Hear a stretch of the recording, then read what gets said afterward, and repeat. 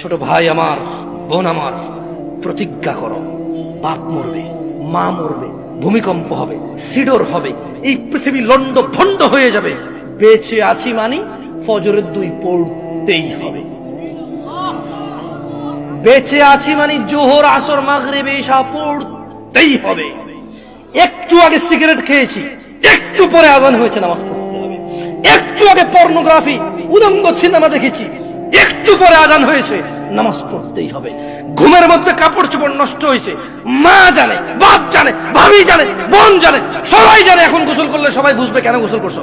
সবাই বুঝলে বুঝুক, না বুঝলে নাই। আর বুঝলেই কি না বুঝলেই কি, আমার কাপড় নষ্ট হয়েছে, গোসল আমার ফরজ হয়েছে, আমি গোসল করবো, নামাজ পড়বো।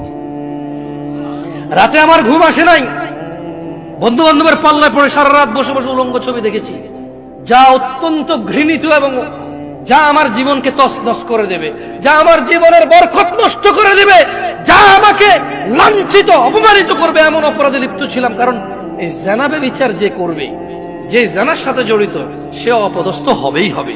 আপনি আখিরাতে তার আছেই। এই একটাই অপরাধ জানাবে বিচার, একটাই অপরাধ অশ্লীলতা, যেটা শাস্তি আল্লাহ দুনিয়াতে দিয়ে দেয়। কোথায় দেয়? আখিরাতে তো আছেই।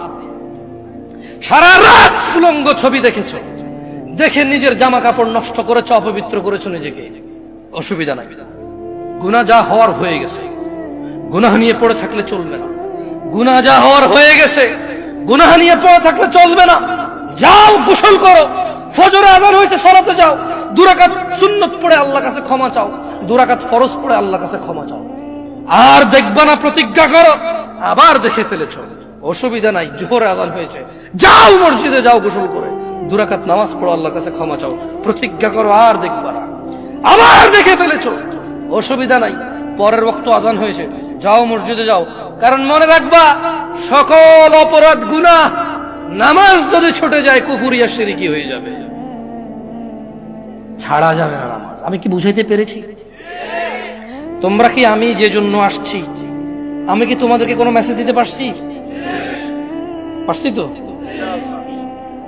তাহলে এবার আমি বিদায় নেই। জাযাকুমুল্লাহ খায়র ওয়া আহসানাল জাযা। আসসালামু আলাইকুম ওয়া রাহমাতুল্লাহি ওয়া বারাকাতুহু। তোমার আব্বা মারা গেল জমি রেখে, মালিক কে? তুমি। যত খারাপই হও, বাপের সম্পদের মালিক কে? যত খারাপই হোক, বাপের পরিত্যক্ত জিনিসের মালিক কে? সন্তান। তো তুমি একটা জিনিস চিন্তা করে দেখো তো, যদি তুমি মুসলমান না হয়ে মরতে পারো, যদি মরো, তুমি কি জান্নাত পাবা? আর যদি তুমি মুসলমান হয়ে মরো, জান্নাত আছে। মুসলমান হয়ে মরলে জান্নাত কি? যেমন তোমার বাপ তোমাকে ঘরে জায়গা দিবে না বলে, তুমি জেঠার ঘরে, চাচার ঘরে যে আধা ঘন্টা, 1 ঘন্টা, 2 ঘন্টা থাকো, নানার বাড়ি যদি 2 দিন বেড়াও, তোমার মা আয়েশা দিয়ে যায়, খালা আয়েশা দিয়ে যায়, থাক, করে মারিয়েন না, আর করবে না। জায়গা শেষ পর্যন্ত কোথায় হয়? ঘরে হয়। ওকে, তোমার মা বলছে তুই আজকে ঘরে, তোর খবর আছে। তোমার বয়স তখন মাত্র 11 বছর বা 12 বছর। তুমি এখন এত শিয়ানা হও নাই, এত শক্তিশালী হও নাই যে মাকে ধমক দাও। মাত্র তোমার বয়স 11-12 বছর। কোন একটা অন্যায় করেছো, তোমার মা বলছে তুই আজকে ঘরে আয়। তুমি কি করছো? এসার পর হয়ে গেছে, দোকানের সামনে ঘোরাঘুরি করতেছো। তোমার চাচা বলতেছে কি রে, 8টা বাজে রাতে তুই আজকে এখনো ঘরে যাস নাই? চাচা বুঝতে পারছে আজকে খবর আছে, কিছু একটা করছো। 8টা-9টার পরে যায় দেখে যে তোমার মাই তোমারে খুঁজতেছে। এরকম হয় না? তোমার মাই তোমারে খুঁজতেছে, যে আমগো আব্দুর রহিমের দেখছেন নিও কিল্লাই, আরে এতরে কইছিলাম আজকে ঘরে এলাতে, পোলাটা তো আমার জীবনটা শেষ করে দিচ্ছে, এই সেই হ্যান তুমি যা যা করছো বলছে। বলার পরে তোমার মা কিন্তু তোমারে, যখন এখনকার কথা বলছি না, তোমার মায়ে তোমাকে চেরাগ নিয়ে চেরাগের যোগে খুঁজছে, হারিকেন নিয়ে হারিকেনের যোগে খুঁজছে। এখন মোবাইলের ফ্ল্যাশ লাইট দিয়ে তোমাকে খোঁজে, তোমার মা খোঁজে না? দেখছো, তোমার মায়ের সন্তান তুমি, অন্যায় করছো বলছে ঘরে জায়গা দিবে না, 2টা শলা দিয়ে বাড়িও দিছে, কিন্তু আবার মাই রান্না করে খাওয়াইছে, আবার মাই ওই মায়ের দাগের মধ্যে মাই তেল মালিশ করে দিছে। মুসলমান হয়ে মরো ভাই, এই যে আগুনে জ্বলে যদি পুড়ে আল্লাহ ছাই করে দেয়, ওটাকে আল্লাহ আবার জীবনের নদীতে ধুয়ে পবিত্র করে জান্নাতে ঢুকাই দেবে। আল্লাহর হয়ে মরো, আল্লাহর হয়ে মরো, সালাত ছাড়া বিকল্প নাই। আমি কি তোমাদেরকে জাহান্নামে ফেলতে আসছি এটাকে মনে করো? আমার নিজের গ্যারান্টি আছে, আল্লাহ আমাকে আশ্রয় দিক। আমি আল্লাহর কাছে দোয়া করি, আল্লাহ আমাকে ও তোমাদেরকে ক্ষমা করে দিক। আমাকে আমার যত গুনাহ আছে, তোমাকে তোমার যত গুনাহ আছে, আমার মতো করে আমার যে যে গুনাহগুলো আছে, তোমার মতো করে তোমার যা যা গুনাহ আছে, আল্লাহ সবগুলো মাফ করে দিক। আমি এই দোয়া।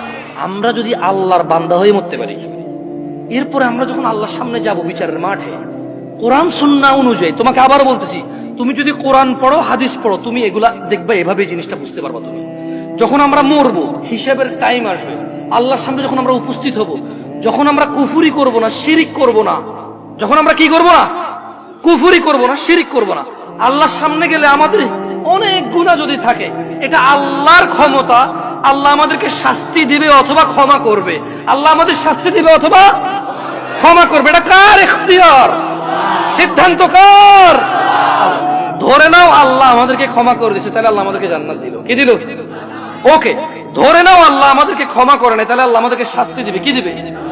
কিন্তু ওই যে আমরা মুমিন মুসলমান, এই শাস্তি চিরস্থায়ী হবে না। কি হবে না? কি হবে না? ওই যে যার যে অপরাধ, চুরি করলে 6 মাস জেল, ডাকাতি করলে 1 বছর জেল, মানুষ মারলে 12 বছর যাবজ্জীবন জেল, ওই হিসেবে আমাদের অন্যায় অপরাধ অনুযায়ী শাস্তি পাবো। কি পাবো? যদিও শাস্তি বড় ভয়ঙ্কর, আল্লাহ আমাদেরকে আশ্রয় দিকে। আমি তোমাদের বলি, আবার বলি, শোনো, বুঝার জন্য বলি। আমি তোমাদেরকে কি বলতে চাচ্ছি তোমরা কি বুঝতেছো ভাই? আমি বলতেছি না যে অপরাধ করো, আমি মূলত বলতে চাচ্ছি তোমরা মুসলমান হয়ে মরো ভাই।